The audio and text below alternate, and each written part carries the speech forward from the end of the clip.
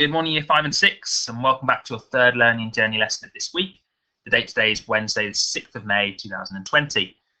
Our aim for today's session is to be able to explain who Carl Linnaeus was and describe how he classified living things into groups. To be successful with that today, you'll need to have your notes to hand from the previous sessions, so make sure you've got those with you. In our last session, we watched a video and mind-mapped information to help us answer these two questions: who Carl Linnaeus was and how he classified living things into groups. We now need to expand on the notes we have made to explain this in more detail. The aim today is to write a couple of paragraphs answering these questions.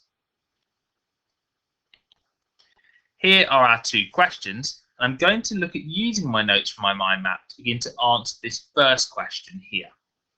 I need to make sure that I'm using full sentences and going into more detail, so I'll need to really expand on the notes that I've made. Let's take a look at my mind map and see if I can begin to answer this question. I can see here that I have said that he was a Swedish scientist alive during the 1700s and that he specialised in the science of plants and animals. I could combine these two ideas to write a good opening sentence to begin to answer this question. We can see I've done that here. Carl Linnaeus was a scientist, a Swedish scientist, who lived during the 1700s and specialised in the science of plants and animals. I even managed to include a relative clause in my sentence here as well. This is a promising start, but could I use any more of my notes to continue to answer this question? Let's take a look back at my mind map. So here I've put he believed it was important to have a standard system of classification. I could certainly expand on this. Back to answering the question. Here was my first sentence.